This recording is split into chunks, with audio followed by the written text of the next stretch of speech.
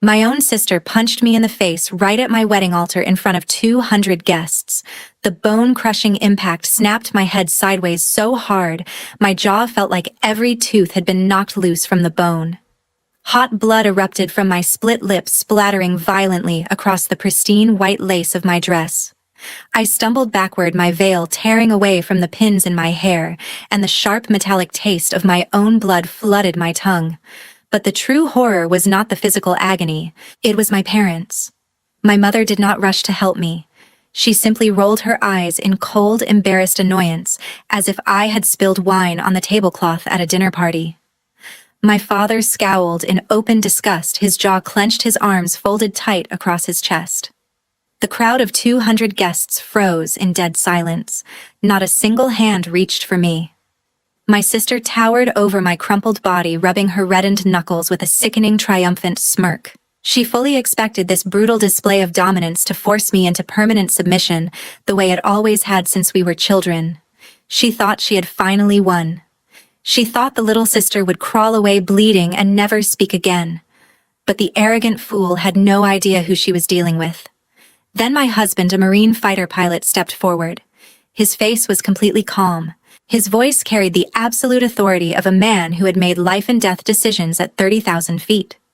He looked directly at my sister and said, "You just assaulted an officer. Face the wall." She was stunned. Her mouth fell open.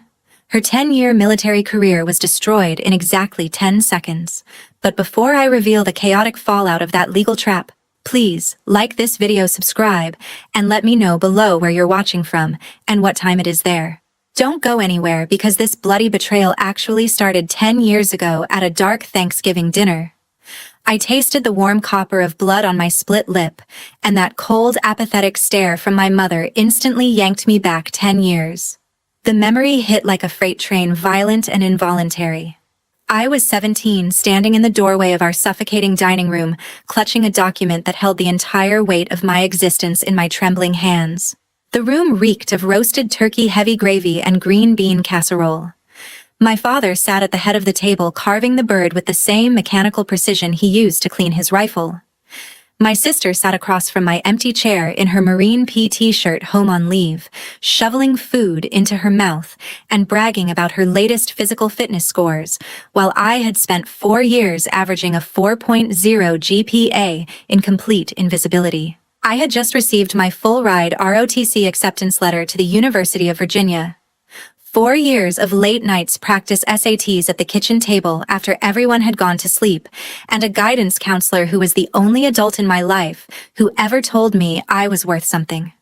That letter was my only ticket out of this sterile, military-obsessed house. I placed the official stamped envelope on the table, my hands shaking. I forced the words out, holding up the paper with a desperate, naive hope for a single crumb of parental validation. "I got a full-ride ROTC scholarship," I announced, my voice trembling. My sister caught sight of the Navy ROTC header on the letterhead. A flash of pure, malicious contempt crossed her eyes. She did not hesitate. With a highly theatrical, exaggerated swipe of her elbow, she intentionally knocked over a massive glass pitcher sitting near my plate. A thick, dark red waterfall of sticky cranberry juice swallowed my future whole. The liquid spread fast, soaking through the paper, bleeding across the official Navy seal and my printed name. My sister leaned over the table, locking her cold eyes with mine as a sickening smirk spread across her face. "Oops. Sorry. Desk jockey's paperwork gets dirty easily." It was not an apology. It was a blatant declaration of psychological war. The red liquid stained my name, bleeding across the page, exactly like the blood currently ruining my white wedding dress 10 years later. The real knife twist did not come from my sister. My father erupted into a booming, genuine laugh from deep in his chest. He slammed his heavy hand on the wooden table, rattling the dishes, praising the bully who had just destroyed my lifeline. "Good job, girl, always so clumsy." His dead, indifferent eyes locked onto my devastated face, completely devoid of a single ounce of empathy. "Come on, Alice. It's just a piece of paper. Don't make a fuss. You can just print another one." He had just casually reduced my entire life's effort, my thousands of hours of studying, my only escape route, to a piece of replaceable trash. My sister grinned at him with a satisfied nod, and he winked at her. Their alliance was sealed in cranberry juice, and my silence. My mother did not even look up from her plate. With the instinct of a woman whose only job was maintaining a fake peace in a broken house, she grabbed a napkin, wiped the edge of the table, and immediately turned to my sister. "So Kinsley, what defensive tactics are you running for the big base game next week?" she asked enthusiastically. I was erased, completely surgically erased from the family conversation, as if the chair I sat in was empty. Crying was a fatal weakness in this house, a lesson I had learned at age 6 when my father told me tears were for quitters. I swallowed the sobs like ground glass, feeling each one scrape down my throat. I picked up the soggy, ruined letter with both hands and carried it to my dark bedroom. The cranberry juice dripped onto my jeans, staining them the same sick red. I sat on the cold floor with my back against the bed, plugged in my hairdryer on low heat, and painstakingly flattened the wrinkled, stained pages for over an hour. Every inch of that letter represented a sacrifice nobody in that dining room understood. I had a 4.2 weighted GPA. I had scored in the 97th percentile on my SATs while my sister was getting suspended for fighting in the school parking lot. I had done it all in complete silence without a single dollar of tutoring or a single word of encouragement. The cranberry juice had dried into a dark, ugly bruise across the Navy SEAL. I locked the letter in my desk drawer, pressed my back against the wall, and swore a silent oath. I would build an iron fortress inside my mind that no one in this family could ever breach again. A few years later, officer candidate school at Quantico became my freezing, relentless nightmare of mud and screaming drill instructors. As a 130-pound woman in a sea of massive men, I felt their heavy, malicious stares pressing down on me every single day. The physical exhaustion ground my bones to powder, but the psychological warfare was infinitely worse. Every mistake was amplified. Every stumble was catalogued. On the third day of training, a sergeant instructor with a face carved from granite shoved his jaw directly into mine, close enough for me to smell the stale coffee on his breath and feel the spit hitting my face as he screamed, "Ladies, there are no princesses here. If you want to cry, pack your bags and go back to mommy." Understood. I did not flinch.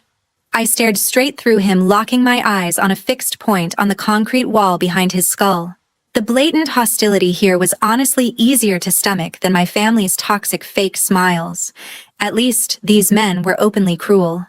My family hid their knives behind Thanksgiving turkey and cranberry juice. I hardened my internal armor and kept marching. The ultimate test came during a pitch-black night navigation drill deep in the freezing Virginia woods. The fog clung to our sweat-soaked uniforms like a wet burial shroud, and the temperature had dropped low enough to make my fingers numb inside my gloves. Our team leader, a massive former Texas high school football player, who radiated the exact same arrogant energy as my sister, tripped over a root and dropped our only compass. The glass face shattered against a rock. The needle spun wildly, then stopped, utterly useless. A wave of silent panic rippled through the squad. 8 men, each one outweighing me by at least 60 pounds, suddenly looked like lost children in the dark. The team leader's eyes darted frantically and his survival instinct kicked in. He needed a scapegoat. He found the only woman. He stepped aggressively into my personal space, his chest puffed, his finger jabbing toward my face. "Clark, did you drop it?" He growled loud enough for the entire squad to hear.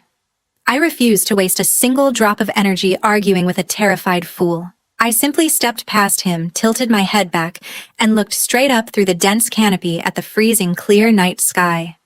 The astronomy hobby my father had constantly mocked as useless garbage for lazy people was now my absolute lifeline. I found the Big Dipper immediately. The constellation burned into my memory from hundreds of nights on the back porch with a secondhand telescope. I traced the imaginary line from the 2 pointer stars straight to Polaris, the North Star, hanging steady and brilliant above the treetops. My brain rapidly converted true north to our required grid, azimuth cross-referencing the directional heading with the terrain features I had memorized from the topographic map during the mission briefing. I locked our exact route in my head with surgical precision, completely tuning out the panicked whispers and the sexist grumbling of the giant men huddled behind me. I pointed a steady, unyielding finger directly into the darkest part of the woods. This way. We need to go this way. I commanded, my voice flat and leaving zero room for debate. The team leader sneered down at me, making one final attempt to reassert his dominance over the squad. You think you can navigate with those damn stars? I locked my eyes onto his, letting the absolute freezing cold of my confidence wash over him. I know I can. Left with no other option, they reluctantly fell in behind me. I led 8 giant men through 4 miles of pitch-black Virginia forest, using nothing but the stars, and the mental maps seared into my brain. The next morning we arrived at the extraction point 45 minutes before the sun even breached the horizon, beating every other team in the entire company. The instructor checked our coordinates, nodded once, and walked away, without a word. The arrogant stares from the men in my squad turned into a silent, grudging respect that none of them would ever openly admit. Shortly after earning my commission, I made one final foolish attempt to reach my sister. I called her from my new duty station, clinging to a pathetic shred of hope that the shiny silver lieutenant bars pinned to my collar would finally earn a crumb of her respect. I gripped the phone, forcing my voice to stay level. Kinsley, I just commissioned. I'm a second lieutenant. She let out a dry, sarcastic scoff into the phone that I could feel through the speaker. Well, congratulations, second lieutenant. Now you can sit behind a desk and give orders to real Marines like me. Try not to kill anyone with your pretty maps. She hung up before I could reply. I stared at my reflection in the dark phone screen, watching the hope drain from my own eyes. My family would never change. I deleted her contact and got back to work. Over the next few years, I buried myself in intelligence assignments, earned my promotions through flawless performance reviews, and pinned on my captain's bars without a single family member in attendance. Then the military threw me into the scorching Mojave Desert at 29 Palms for a massive, grueling combined arms exercise that would alter the entire trajectory of my life. Inside a vibrating command tent reeking of stale coffee and sour sweat, massive infantry officers screamed into radios, slamming fists on folding tables, desperate to prove their dominance in the organized chaos. I sat perfectly still at my intelligence station, cross-referencing topographic maps with live drone feeds on a flickering monitor. I was an island of absolute calm in a storm of testosterone and noise. I spotted a fatal flaw in the opposing forces' deployment. Their forward units were moving too fast, too exposed, leaving a suspicious gap on the eastern flank. It was a textbook deception. A massive shadow fell over my desk. I looked up. Major Jack Monroe, an F/A, 18 fighter pilot with quiet, lethal authority radiating from every pore, leaned over my shoulder. He smelled like jet fuel and clean soap. He pointed a steady finger directly at my suspected coordinates on the map. They're dropping a decoy. A feint to draw our tanks out into the open. Their main force is here, hidden behind this ridge. Right, Captain. He had independently reached the same conclusion. My heart slammed violently against my ribs. I looked up at him, unable to hide the shock on my face. He did not see a woman to be belittled or a desk jockey to be dismissed. He saw a brilliant tactician. That night, after the exercise had paused for rest cycle, I sat on my dusty cot in the dim amber light of a battery lantern, reading a worn paperback copy of Marcus Aurelius that I had carried in my cargo pocket for 3 deployments. The pages were soft and dog-eared. Jack walked past the cluster of loud drinking officers playing cards in the recreation area, ducked into my tent, and stood silently by the entrance. He looked at the book in my hands and without any introduction softly quoted the text from memory. The impediment to action advances action. What stands in the way becomes the way. I nearly dropped the book. We sat there for hours in the fading desert heat. They resent you because you don't panic, Jack said quietly, his eyes fixed on the horizon. True leadership is a desperately lonely island. For the first time in 27 years, I was not the abused little sister. I was a mind being truly heard. The next morning, as the camp was being violently dismantled in a roar of diesel engines and shouted orders, Jack walked through the chaos and found me loading gear onto a transport truck. He handed me a steaming styrofoam cup, holding it out with both hands like an offering. "Black 2 sugars, right?" he said with a slight smile. I froze, stunned by the sheer precision of his attention. He had watched me make coffee once in a tent full of 50 screaming people and remembered exactly how I took it. Then his gray eyes locked onto mine with a grounding force that made the entire roaring camp fall silent in my ears. "You are the sharpest mind in that tent, Alice. Never let their noise drown out your silence." I took the coffee. My hands trembled slightly against the warm styrofoam. The permafrost inside my chest, built and reinforced over 2 decades of brutal family rejection, cracked. A fissure opened. And for the first time, something warm poured in. Months later, Jack and I had built a quiet, hard-earned life together in San Diego. Our apartment was small and clean, filled with books and the steady rhythm of 2 people who understood each other's silences. That fragile peace was shattered on a Tuesday evening when my phone lit up with my mother's name on the screen. I answered, and her fake, syrupy voice dripped through the speaker. It was the manipulative tone she only deployed when she was plotting something, a sugary poison I had learned to identify at age 12. "Alice, honey, your father and I are coming to San Diego this weekend to visit Kinsley. We want to host a little BBQ to meet this wonderful Jack you always talk about." My internal alarms blared with deafening intensity. It was not a friendly invitation. It was a military summons. I knew the pattern. They were coming to inspect, evaluate, and ultimately dismantle anything in my life that made me stronger than them. Jack saw the blood drain from my face. He stepped close, threaded his warm fingers firmly through mine, and squeezed once. He pulled me against his chest. "We will face them together," he whispered, his voice an iron shield. The BBQ was held in my sister's rundown backyard in Oceanside. The lawn was half-dead, patchy brown dirt where grass should have been. 3 empty beer cans sat rusting on the porch railing from a previous weekend. The paint on the fence was peeling in long, ugly strips. It was the yard of someone who spent every paycheck the day it landed and never saved a dime. And yet my parents treated this dump like a palace because their golden child lived in it. The whole scene was a nightmare disguised as the perfect American dream, complete with sizzling meat on a rusty charcoal grill and a cooler full of cheap cold beer. My father wasted no time. He immediately targeted Jack, aggressively clapping a heavy hand on his shoulder in a fake show of fatherly warmth that was nothing more than a dominance play. "So here's the thing, Jack. Alice says you fly those expensive planes. My Kinsley here, she runs 3 miles in just 17 minutes under the scorching sun. What's your time, Jack?" I held my breath. It was a blatant trap designed to humiliate. If Jack bragged about his own scores, he was arrogant. If he stayed silent, he was weak. My father had used this exact technique on every boyfriend I had ever brought home, and it had worked every single time. Jack did not flinch. He took a slow, calm sip of his beer and offered my father a polite, lethal smile. "Very impressive, sir, but they don't time a 3-mile run in the cockpit." My father's fake, boisterous grin froze for a fraction of a second. His eyes went flat. He was completely disarmed and did not know how to recover.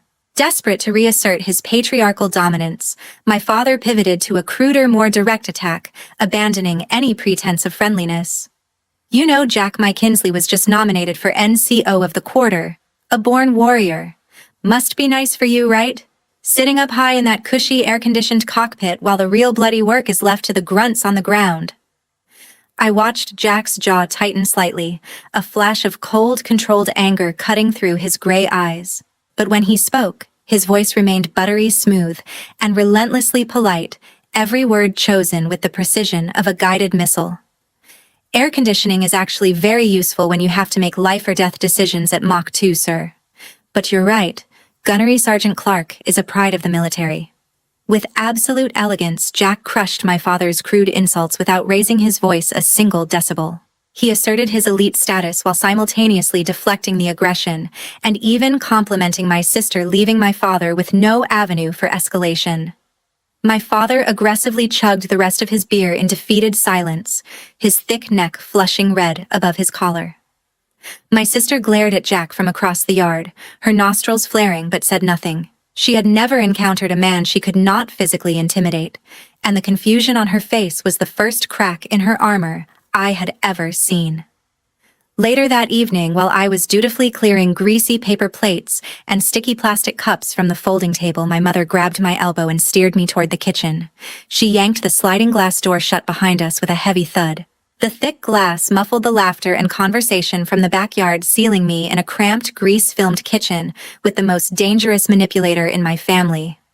Her syrupy voice returned, but now it dripped with a calculating transactional edge that stripped away every pretense of maternal warmth. "Alice, honey, there's something I need you to do. Your sister, she's tight on money. She bought a new truck, and the payments are beyond her means. You're a captain now. Your salary is much higher than hers. I think you should help your sister out. Give her some money to get through this. After all, family is for helping each other, right?" The fake motherly mask dropped completely. I was not a daughter. I was a mobile ATM, meant to fund her favorite child's reckless spending. 27 years of psychological suppression, of swallowed tears and cranberry-stained letters and silent oaths in dark bedrooms transformed inside my chest into a glacier of pure, concentrated rage. I straightened my spine, squared my shoulders, and stared directly into her fake, pleading eyes without blinking. "No, I will not give Kinsley a single cent. She is 30 years old, a gunnery sergeant. She has to take responsibility for her own reckless spending. I am not her bank."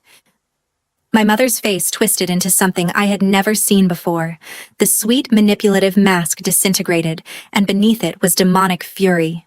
She stepped aggressively forward, closing the distance between us, and deployed her nuclear weapon, the one she had been stockpiling my entire life.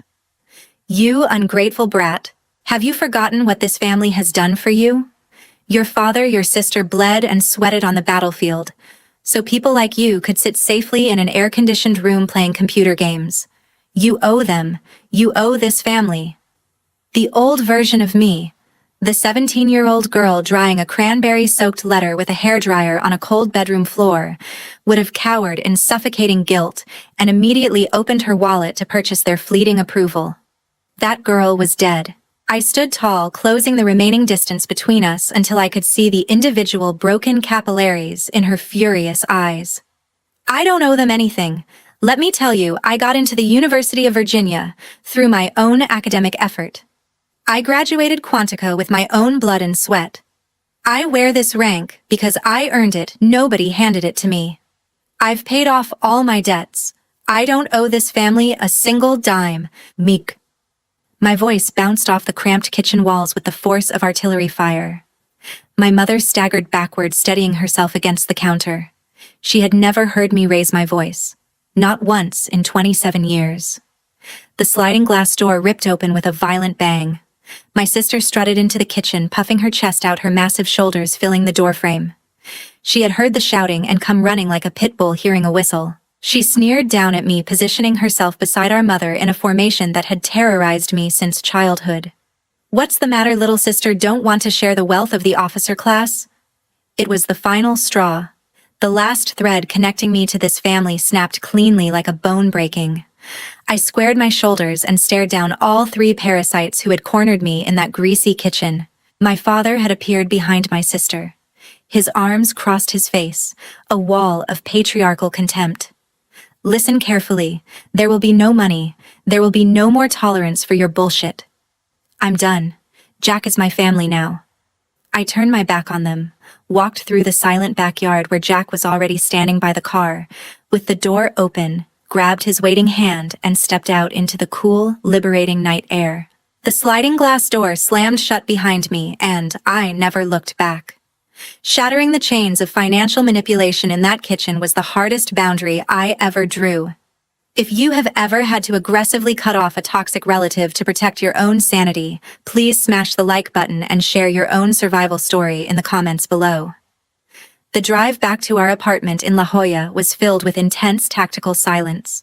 The streetlights flickered across the dashboard in rhythmic pulses, casting Jack's face in alternating light and shadow.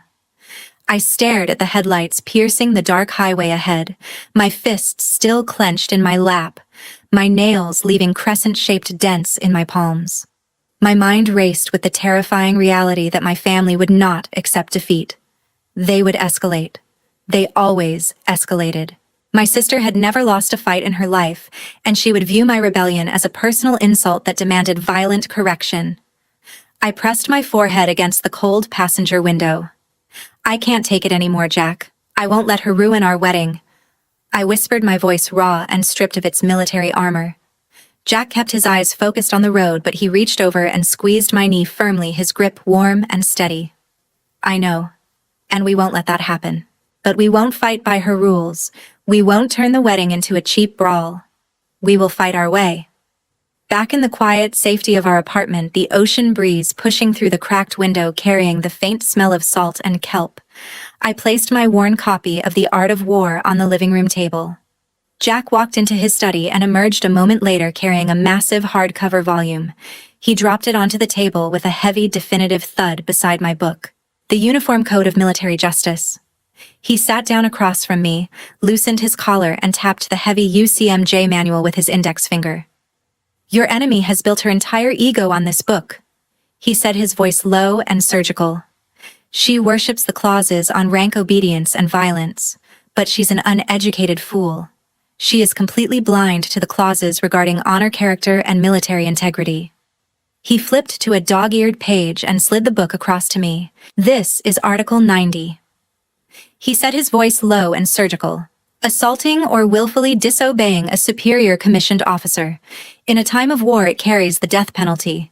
In peacetime, it means a dishonorable discharge and prison." His gray eyes locked onto mine. "She thinks physical dominance is power. She is completely blind to the fact that striking a captain is a federal crime." A brilliant spark ignited behind my eyes. I grasped the devastating magnitude of his strategy immediately, the way I had grasped the star navigation in those freezing Virginia woods years ago. My sister operated exactly like a raging bull, charging headfirst at every provocation, utterly blind to the legal guillotine hanging silently above her thick skull. She believed that physical dominance was the ultimate weapon. She had no concept that a 4-word sentence could carry more destructive power than her fists ever could. I leaned forward, my elbows on the table, feeling a massive surge of cold adrenaline replacing the anxiety that had been eating me alive. Assault isn't a fight. Assault is a crime. It's a violation of the law. Those 4 words. I spoke the revelation aloud, watching the flawless trap assemble itself in my mind, like a precision weapon being loaded. Jack nodded slowly, his gray eyes full of lethal pride. "Exactly. You just assaulted an officer. Those 4 words will strip away all her power, reframing the entire incident. She won't be an authoritative older sister disciplining a bratty sibling anymore. She will instantly become a criminal attacking a superior, and those colleagues she's trying to impress will become direct witnesses, sending her career to the grave." We spent the final week before the wedding in total peace. We held the detonator in our hands, patiently waiting for her to step aggressively onto the mine. I slept better that week than I had in 10 years. The wedding day arrived under a clear California sky. 200 guests filled the garden of the coastal venue in La Jolla, rows of white chairs facing the altar draped in ivory fabric and pale blue hydrangeas. My sister sat in the front row in her marine dress blues, radiating hostility, like a reactor about to melt down. She had not spoken a single word to me since the kitchen confrontation, and her silence was louder than any threat she had ever made. I walked down the aisle, my chin level, my steps measured, feeling the weight of every guest's eyes on the white lace of my dress. I could feel my sister's gaze burning into the side of my skull from the front row, heavy and volatile, the way a lit fuse feels before the blast.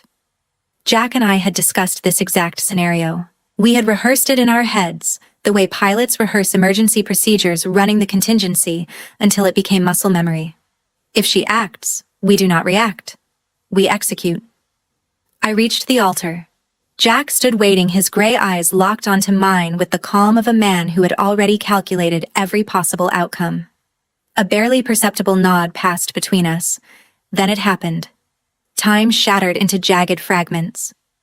My sister launched herself from the front row. The brutal punch landed square on my cheekbone, snapping my head back with a sickening crack. I tasted the heavy salt of my own hot blood flooding my tongue as delicate wine glasses toppled from a nearby table and shattered on the patio stones. Guests gasped and scrambled backward in sheer horror. but my intelligence brain remained ice-cold, analyzing the battlefield through the ringing pain. I registered my mother's cold apathy from her seat, her hands folded neatly in her lap. I registered my father's disgusted scowl directed at me, not at the woman who had just committed assault at a wedding. I registered my sister's feral, victorious smirk as she towered over me, flexing her reddened knuckles, fully believing she had just reasserted her dominance for life. I was not a helpless victim. I was a commanding officer who had just watched the enemy step directly onto a hidden landmine. My role as the perfect bait was finished. The stage now belonged entirely to Jack, and the trap was armed. Jack did not lunge forward to throw a punch. He did not scream or curse. His movements were terrifyingly precise and disciplined the controlled response of a pilot who had trained for years to perform under catastrophic pressure. He stepped aggressively between us, using his broad back as an impenetrable physical shield between my sister and my bleeding face. The warmth in his eyes vanished entirely, replaced by the dead gray stare of a lethal combat pilot handling a critical emergency. He did not yell. He used the booming absolute authority of a commanding officer seizing control of a chaotic battlefield. "Gunnery Sergeant, face the wall." The command echoed across the garden, cutting through the screams and the gasps like a blade through paper.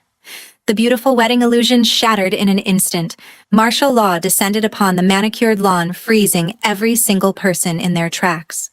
My sister's smirk cracked into bewildered horror. She froze, her fists still clenched, unable to process the sudden violent shift in power. She had expected tears. She had expected me to crumble. She had not expected a formal military command in front of 200 witnesses. My father realized his golden child was suddenly cornered. He charged forward from his seat, his face flushed purple with rage, spit flying from his lips as he roared. "Jack, what the hell are you doing? She's my daughter." He attempted to leverage his patriarchal intimidation, the same blunt force that had worked on every man in his life. Jack did not even blink. He ignored the screaming father-in-law entirely, keeping his dead gray eyes locked solely onto my trembling sister. "Sir, at 3:32 this afternoon, Gunnery Sergeant Clark used physical violence to assault a superior officer in a public setting. She is a severe security risk, and I am taking professional measures to secure the situation." The words were delivered with the precision of a legal document being read into evidence. My father's patriarchal power, his decades of intimidation and control, was instantly crushed under the unstoppable machinery of the UCMJ. Jack took one definitive heavy step toward my trembling sister. In a voice clear and resonant enough for every single high-ranking officer and military colleague seated in that garden to hear, he delivered the kill shot. "You just assaulted an officer." It was a rapid-fire death sentence wrapped in 4 words. The full devastating realization slammed into my sister's face like a second punch. Her eyes went wide. She frantically looked around at her military colleagues in the crowd, desperately begging for backup, for someone to dismiss it as a family matter for a single ally. She found only disgusted, furious glares staring back at her. Every uniformed guest in that garden had just witnessed a gunnery sergeant commit a criminal assault on a captain at a public ceremony. Her career, her arrogant empire of physical intimidation, her entire identity as the family's untouchable warrior, turned to ash in 10 seconds flat. I slowly pushed myself to my feet. I wiped the blood from my chin with the back of my hand, straightened my torn veil, and locked my eyes directly onto my sister's collapsing face.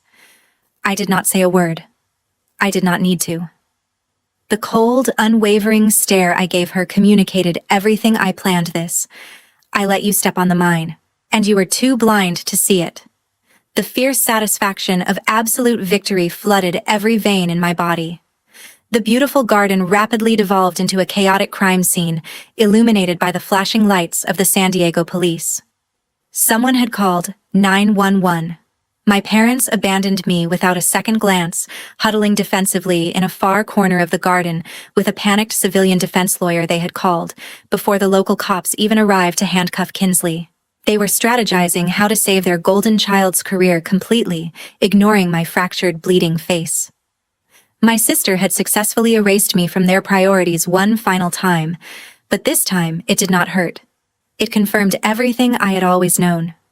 Jack gently took my elbow and we walked away from our ruined wedding in absolute silence, leaving the massive legal machinery to grind the abusers into dust behind us.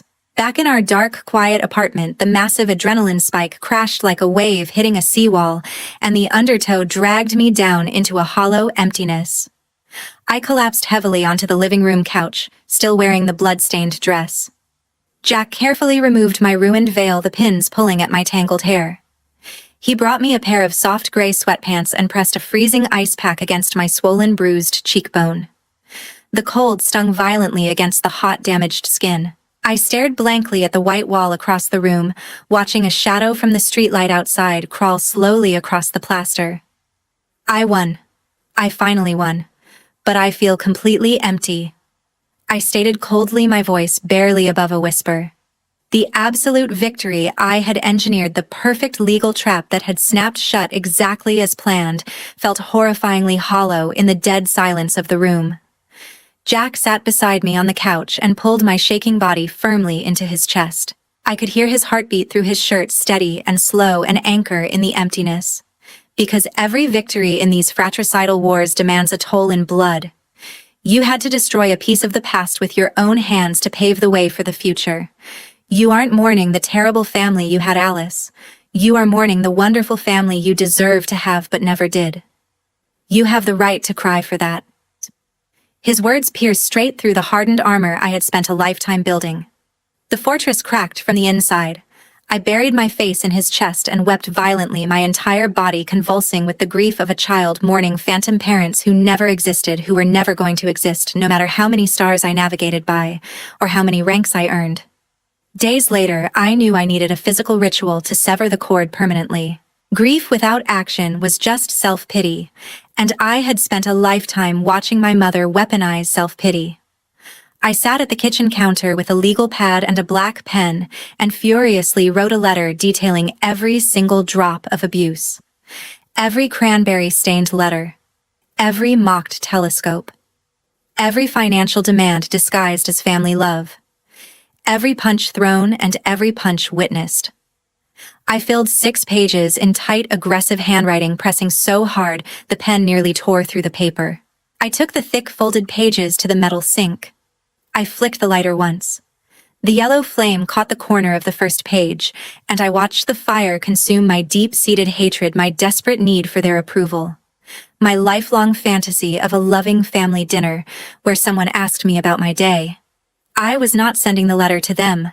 I was freeing myself from the need to send it. I held the burning pages until the heat singed my fingertips, then dropped the last flaming corner into the sink. I washed the black ashes down the drain with cold water, watching the dark residue spiral and disappear.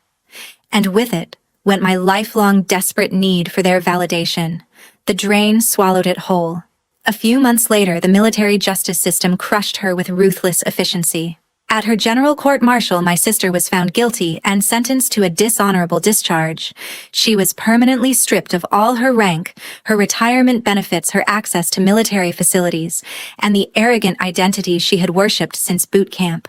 The trial also uncovered a pattern of physical intimidation against junior enlisted personnel under her command, corroborating accounts that had been suppressed for years by soldiers too terrified to speak up. The tyrant was utterly destroyed. Jack and I sat at our kitchen table on a quiet Sunday morning, 2 mugs of black coffee between us, and made an earth-shattering choice. We officially submitted our resignation papers. Both of us. We refused to let our worth be defined by stars on a collar or ribbons on a chest anymore. The military had given us everything: our purpose, our discipline, our love story. But it had also been the arena where my family's poison had festered. We needed to heal far away from the rigid structures that had defined our entire adult lives. A year later, after our separation from the military was completely finalized, we took our combined savings and bought a weathered cedar house perched on the foggy, remote Oregon coast. The nearest neighbor was a half-mile down a gravel road. The roaring fighter jets that used to shake our San Diego apartment windows were replaced by screaming seagulls and the constant rhythmic crash of the Pacific Ocean against the rocky shore. Jack built a woodshop in the detached garage, and I watched him find a profound, meditative peace in carving thick slabs of cedar into furniture, his scarred hands moving slowly and deliberately over the wood, so different from the rapid, lethal precision he used in the cockpit. I sat by the wide living room window every morning, a blanket over my lap, watching the fog roll across the dark pines, and I finally started writing my truth. The words poured out of me like water from a broken dam, ugly and honest and unstoppable. The hypervigilance of the military, the constant need to scan every room for threats, slowly began to dissolve. I stopped sitting with my back to the wall. I stopped flinching at loud sounds. I stopped sleeping in 4-hour combat naps and started sleeping through the night. The damp, earthy smell of pine needles and wet cedar bark replaced the sharp tang of jet fuel and cleaning solvent that had defined my adult life. I was learning how to breathe deeply without constantly anticipating an attack. One misty morning, 3 months into our new life, I opened my laptop at the kitchen table and found a long email from an address I did not recognize. The sender identified herself only as a female corporal who had served under my sister's command. I read it 3 times, each time feeling the words hit harder. Captain, when we heard what you did at the wedding, it was like a massive crack shattering a dam of fear. You showed us she wasn't an untouchable god. Thanks to your courage, I dared to step forward and file an official complaint about her abuse of power.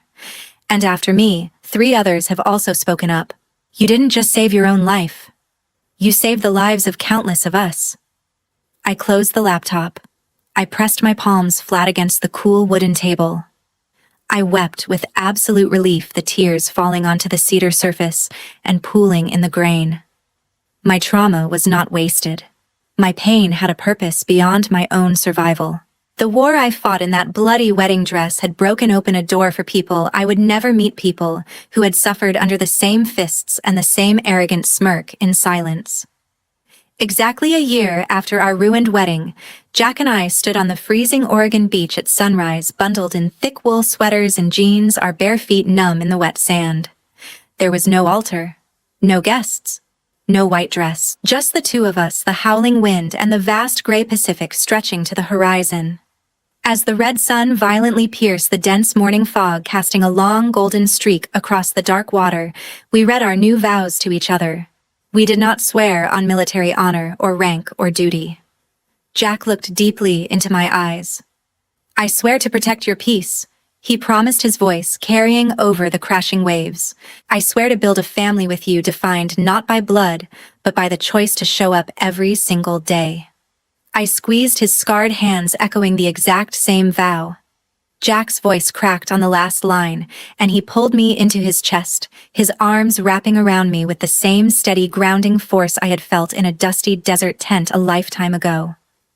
I looked out at the vast, cold ocean, feeling the salt spray sting my cheeks, and I realized I was no longer a victim. I was no longer a hardened soldier scanning for threats. I was no longer the invisible girl drying a cranberry-stained letter on a cold bedroom floor. I was simply free. Taking down a bully doesn't just save yourself. It shatters the dam of fear for everyone else suffering in silence. If this story resonated with your own journey to true peace, please leave a like, subscribe to the channel, and share what freedom means to you in the comments below.